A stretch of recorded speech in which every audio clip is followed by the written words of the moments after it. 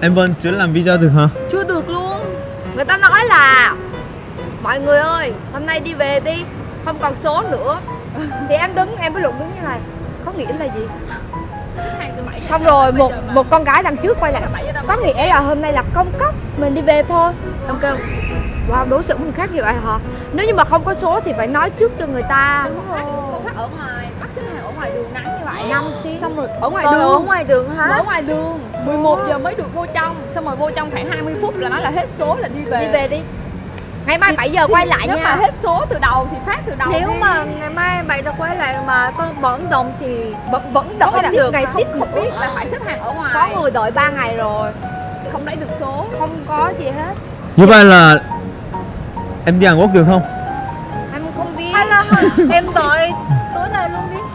Từ tối nay. Có nghĩa là đến nhưng mà bảo vệ không cho chị xếp hàng. Vậy hả? Là tất cả sẽ đứng bên này đợi và bảo vệ có là rồi xếp hàng đi, là tất cả mọi người chạy qua. Nếu mà chị chạy nhanh được thì cái đó làm sao mà biết được là mình đứng thứ mấy? Có nghĩa là em đến là mọi người vẫn chưa xếp hàng, xong một bảo vệ có là xếp hàng đi, là tất cả mọi người chạy vô luôn, là em đứng chỉ khoảng là từ như này thôi, ít thôi. À từ đây tới chỗ kia thôi. Mà Azuma đó cứ như này nè. Giữa đó Azuma cứ như này nè. Không make up, không làm được gì luôn. Không có một cái gì hết, nước hoa hồng cũng không xịt luôn. Không có một cái gì hết. Không sao vẫn thế. Không có nước uống, không có đồ ăn luôn. Nếu mà đi là mất chỗ, người ta coi bây giờ em ơi, bây giờ nếu mà em đi ra thì ở đây người ta xếp hàng vô thì em không được giành nữa. Không đứa nào dám đi hết. Thì như vậy đi. Lần này anh và chị Sky đi Hàn Quốc thôi. Không. Ngày mai em sẽ đi nữa. Ngày mai em xếp hàng, em đi mệt lắm. Không. Rồi em hỏi dịch vụ đó. Em nói là em ơi, bây giờ chị trả tiền, không xếp hàng được không? Không chị ơi, chị vẫn phải xếp hàng khoảng 5 tiếng thôi. Em kêu wow, vậy sao em lấy tiền của chị? Bao nhiêu? 120 đô một người đó. Wow. Em vẫn xếp hàng bình thường. Mặc như vậy hả? Là đứng đợi như này nè, xong rồi nhích như này. Mà xong Azuma nhích như này, nhích như này. Trời, Azuma nói ồn, đứng mà cứ như này. Dựa đó. Xong rồi như Mà này. đi mệt đến dựa đó. Em chửi 3 người luôn. Đúng ghê lắm.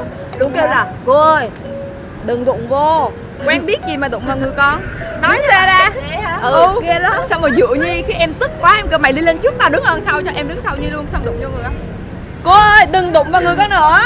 Quen Ghê biết lắm. cái gì mà đụng vào người. Rồi có con trai ngồi đằng trước đó, nằm như này nè. Đủ kêu ê, đàng hoàng đi. Ê, Em đàng mệt mà, hoàng em đi. tức 3 tiếng rồi. Lúc đó là 10 giờ rồi, em đánh luôn. Em ơi, ngồi dậy đàng hoàng. Ở đây không phải một mình em mệt đâu nha. Tức mà đợi 3 tiếng, 4 tiếng. Mà cứ như này, xong rồi như này, xong rồi như này, xong rồi như này. Trời tức. Chị biết bảo vệ ở security, ở lãnh sự quán như nào không? Ai nói chuyện? Nói chuyện hả? Muốn nói chuyện không? Mày nói chuyện hả? Thật hả? Không, nói chuyện. Em với Lụng. Tại vì nói chuyện em là với ồn. Lụng đứng như này nè, thì bảo vệ tới đứng bên cạnh. Mày nói chuyện hả? Em đang quay xuống nói chuyện với Nhi vậy nè. Trời mày ơi, không biết có được không mày, sao lâu Mày quá. nói chuyện hả? Ở đây sao? Nói chuyện hả? Xong rồi ông chú kia nghe điện thoại. Cái gì á? Cái gì mới kêu á? Tắt điện thoại. Muốn đi ra ngoài không? Giống như là thầy giáo hả? Giống như là đi học. Giống như là đi học luôn. Em với Nhi kêu là đi học, đi dạy học đi. Xong rồi nạt con nít như vậy. Đợi 5 tiếng, chỉ đợi 5 tiếng mới vô được đúng không? Nếu mà chỉ nói chuyện mà đi ra thì nhục lắm. Không nói nữa. Trời ơi, tức quá mà. Nhưng mà không được, mà không có số. Còn khoảng 5 người thôi. Em với Nhi xếp hàng còn khoảng 5 người thôi là đến rồi. Nhưng mà đi về trời ơi, có mấy người thôi mà. Công tình xếp hàng mấy người thôi mà. Tại sao đi về? Nhưng mà ngày mai em sẽ mang theo bánh mì với nước. Đúng rồi. Đúng rồi. Hôm nay ngu không biết. Ở đây một nước, ở đây bánh mì thì đứng đợi và ăn. Thì nếu mà muốn đi toilet thì sao? Không được. Nín luôn đi. Nếu mà đi toilet thì ở cuối hàng. Ở cuối. Đi ra rồi lại vô cuối. Lại từ đầu. 어? 너무 심한데 여기서 갈 수 있나? Ở Việt Nam thì, ở Hàn Quốc mà xin đi Việt Nam thì không phải đâu đúng không? Không. Thì mai thì em đến lúc mấy giờ ta? Cũng đúng 6 giờ. 7 giờ kém 15 là 7 em giờ có mặt. kém 15. Thì em đến sớm hơn đi. Sớm hơn Người ta thì không cho xếp hàng. xếp hàng đâu. Có nghĩa Một là chiếc tay anh đứng đông như này xong bảo vợ kêu là chạy vô tôi xếp hàng là bắt đầu chạy vô tôi, hiểu không? 7 giờ là bắt đầu xếp hàng Đúng hả? rồi, bảo vệ không cho mai xếp em mang hàng ba trước. lô nè. Nếu mà chị xếp hàng trước ta bảo vệ cơ làm cái gì? 7 giờ là Tin là không cho vô luôn không? Đi ra khi nào nói thì mới được xếp hàng. mang ghế nữa. Ba của em, Ba của Nhi kìa. Giống nhau không? Giống y chang đúng. Giống như là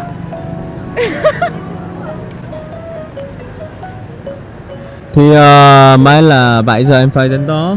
Rồi em xếp hàng. Anh Xong muốn rồi quay nếu mà không mai em bận mà. Nếu mà mai cùng em không lấy số được thì Thì xếp hàng nữa. xếp hàng nữa hả? Chỉ có một cách là xếp hàng thôi, không làm gì được hết. chỉ có một cách thôi.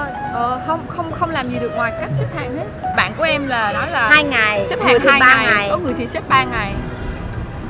Thật sự là em chưa bao giờ nghĩ như vậy đâu. Em cứ nghĩ là wow, đi Hàn Quốc thích quá. Nhưng mà hôm nay xếp hàng thì em Suy nghĩ muốn chết. chị muốn đủ. Đúng rồi. Anh chưa bao giờ nghĩ khó như vậy đâu. Đúng rồi. Đâu. Người ta đi lao động. Hả? Đi lao động. Đầu năm ăn Tết xong rồi, bây giờ dắt nhau đi lao động nữa. Em ngồi như này. Đó là Nè. ở đây nè, vô cổng nè. Lúc này là 10 giờ sáng rồi đó. Đây nè. Con gái này. này là Dựa. cô gái lúc nào cũng như này. Nhi đứng bên cạnh và như này nè, xong rồi thấy Nhi nhắn tin là nhìn vậy nè. Ừ, nhìn em nha. Em coi là bạn hả? Với lại còn em con- xem hình thì như này. Còn con có một con gái ở trong này nữa. Cô gái này. Cô gái này. Ừ. Lũng chửi con gái này. Em chị như thế nào? Ghê lắm. Cô ơi, Ghê lắm. đứng cái gì mà không có chỗ? Ra ra, đừng đụng vào người nữa. Mà em đứng như này. Xong rồi em đứng như này. Xong người ta cứ đẩy em đó. Xong rồi em đứng sát cái Lũng đó. Lũng kêu mày đang dựa tao mày biết không? Xong rồi em kêu là người ta đẩy tao mà. Mày đi lên. Em liếc đó không dám không đứng gần em luôn. Anh cũng sợ. Em có vậy nè. Nên không có số. Rất là nóng. Tại vì nếu mà đứng sát nhau thì cũng không được lên mà. Tại sao phải đứng sát nhau như này mà không quen nhau mà thúi mà nóng mà cứ như này quen đâu. Xong rồi chân thì đứng với nhau chân như này thì sao không? Vẫn phải đứng sát chân. Liên quan gì? Lũng đứng như này đúng không? Cô Azuma kia đứng như này. Giống như là sợ ai chen vô như vậy. Azuma đứng như này. Wow. Xong rồi Lũng kêu Em nói to luôn, em kêu Nhi. Tại sao khi mình đứng chân mình như này thì chân người ta phải đứng như này? như này. Còn người ta đứng như này nè. Đứng ở đằng sau đó. như vậy hả? Nhưng mà rồi xong tự nhiên không quen nhưng mà đứng như này nè. Lâu vậy. Ở lại lúc mà Lũng ngồi xuống tại vì mệt quá đó. Có một Azuma mà cầm một bảo hiểm đó đè lên đầu Lũng. Biết. Chị có biết là 5 tiếng thì rất là nhiều vấn đề xảy ra, rất là nhiều người tại vì xung quanh đó tất người rất là kỳ lạ. Lũng ngồi như này. Ở trên đè lên đó. Không quan tâm luôn. Đưa xuống cái hồ sơ phải như này nè. Chị ký như này trên đầu em, trên đầu em như vậy. 머리에다 대고 썼다는 거예요 지금. 어떤 사람이 서류를 작성해야 되는데 룸이 이러고 앉아 있었는데 그 룸 머리 위에다가 이렇게 서류. Tại vì nắng cho nên là em lấy cái hồ sơ em ngồi mà em che lên như này nè. Mà ngồi như này đúng không? Xong Có rồi một tưởng con là cái trai bàn. ngồi sau lưng, xong rồi có hồ sơ á, nhưng mà nhọn đó. Cứ để vô đít luôn. Đau đít. Đúng rồi. Lúc em Azuma ở sau đúng không? Bị em chửi đó, xong rồi sợ quá né ra sau cho một con trai khác lên đổ chửi một con trai khác. Con trai khác cái hồ sơ mà bằng nhựa cứng như này, ta phải ôm trong người không, cứ cầm như này và lắc như này nè. Chật mà thì nó sẽ chích. Ơi em tức quá mà em mới như này. cứ như này. Chưa tung con tiếp chưa nó tân rồi nha. Cái mũi nhọn đó, nhưng mà cầm hồ sơ cứ đứng đã chật cứ đứng như này. Vậy thấy tức không? Xong rồi đứng như này, xong rồi hồ sơ thì để qua bên này, cầm như này. Đúng. Con trai đó là tại vì cái đó nhưng mà người ta không biết, còn nếu mà nếu mà con trai đó lớn em sẽ chửi luôn. Nhưng mà tại vì không lớn cho nên là không chửi được. Đứng nghiêm túc nhưng mà ý là cái đó không biết, cái tay cầm thì bị cái hồ sơ bị đụng thôi. Còn nếu như mà con trai đó mà đứng mà lớn giống như mấy Azuma là chết với em. Chết quá em à. Canh rồi em.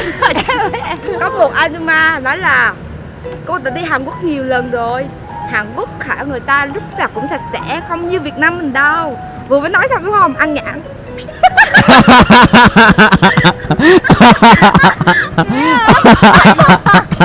Đầy luôn.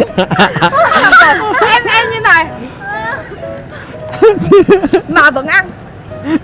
Ở Hàn Quốc không như này đâu, Sài Gòn thì cũng không như này. Xong rồi những người khác đó bước lên chỗ đó đó mà ngồi xuống thì thấy dơ quá, xong chị biết làm sao không, lấy chân như này. Trong khi em đang ngồi như này, xong rồi hất cái mặt em đang ngồi như này nè, xong đứng phía trước.